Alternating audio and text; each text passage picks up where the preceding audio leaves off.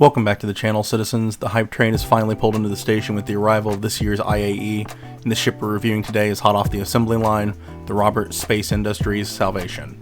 Released just a few days ago, the highly anticipated entry-level salvaging vessel has already made serious waves, being the smallest and newest Dorito in the verse.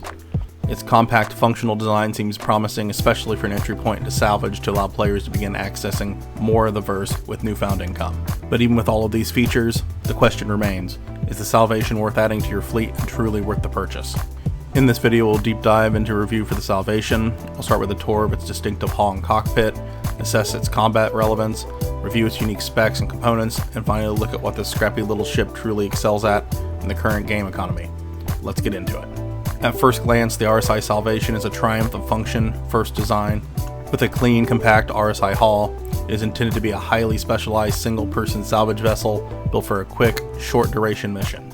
The ship lacks any sort of interior. The main internal feature it does have is a singular pilot cockpit, which is accessed directly via a pilot seat that extends from the hull, much like the Drake Golem. Sliding glass panels move aside for entry and seal up, emphasizing a snug fit.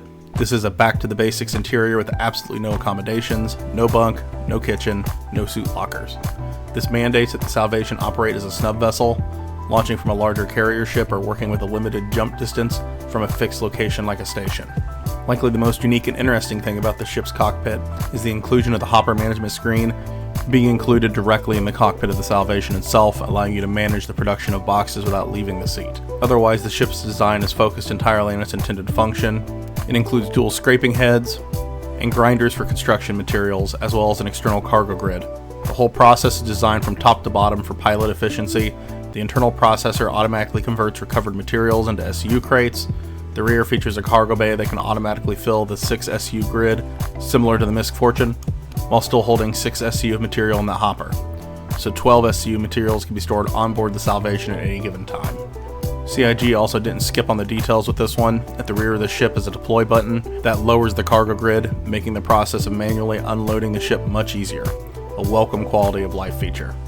As far as accessing components, the hull of the ship is peppered with multiple small access panels, marked by those characteristic RSI blue buttons as well as blue signage, providing quick field access to components as well as the fuel port. It also includes 2 external racks for weapons or tools, along with a separate external inventory access point for quick access to the internal storage of the ship itself. It's important to note that the Salvation is far from a dedicated fighter, but it is better equipped for survival than you might think. But these features are there primarily to assist you in escaping. You'll want to simply disengage and leave the area. The ship comes with a modest array of 2 forward-facing 1 CF-117 Bulldogs. These can put out 233 sustained damage per second, which is enough to ward off distracted nuisances and provide a minor degree of protection, but you will not want to take these out into combat like a fighter. In regards to your defenses, you will be heavily reliant on your shielding. The Salvation utilizes 2 size 1 Bulwark industrial grade shield generators, offering 4200 bubble shield output, and the ship's hull HP sits just over 5500. This combination gives it a decent buffer, but retreat will remain your primary option. Besides this, your ship otherwise features all size 1 standard components, allowing you to upgrade and swap to any other size 1 components. The Salvation is positioned specifically as a specialized starter industrial ship meant for supporting existing fleets or to launch new careers. The ship comes with 2 size 1 cinch scrapers, though it's highly advised to swap these out for braid scrapers for efficiency. However, it is important to note that the RSI website states that these salvage components are meant to be bespoke, non-customizable units, suggesting that the current ability to swap out these parts may be patched out in the future. And that's definitely something you should consider before purchasing the ship. A major high point of this ship is it's a very compact unit at 14.5 meters, and this is a major selling point for many players. As a result of this, it can be placed within larger vessels, primarily capital ships, but it can also fit in the top hangar of the Carrack, the Hercules series, and it can just barely fit in the Drake Corsair. This makes it the ultimate snub salvage companion. But it does have one major limiting factor that became very apparent very quickly. It only includes 1 SU of quantum fuel, severely limiting its jump range, but this can be improved a bit by selecting a more efficient quantum drive of your choosing. But as of current, after a handful of jumps to salvage contracts around Stanton, you'll need to refuel, so you will need to pay attention to that. Currently in game, the ship's tied to a 6-minute claim time, which is a minute 30 expedited, perfect for low risk, fast turnaround missions. So what does the Salvation excel at? First and foremost, it's a low-cost entry point to salvaging. It's the lowest cost ship for salvaging in-game currently at $60 standard or $55 war bond, providing access to a game loop immediately, and as a result, access to immediate low-risk income. This pricing will also likely entail that it's the cheapest salvage ship in-game purchasable for aUEC once it makes its way into in-game stores after a few months. It is capable of scraping any size ship for recycled material composite, but for higher value construction materials, it can only fracture and break down hulls of smaller targets, seemingly primarily fighters and other starter ships. If you intend to do official salvage contracts for RMC and construction materials, you'll be limited to the small 2000 aUEC fee salvage contracts or scraping various panels you scan for around the verse. Given these limitations, its primary purpose is likely to be within large multiplayer fleet operations. Paired with an Idris, Polaris, C2 or other large vessels you could quickly launch the salvation units from, having them return to unload and then going back out to scrape more panels or derelict vessels until the larger ship is filled.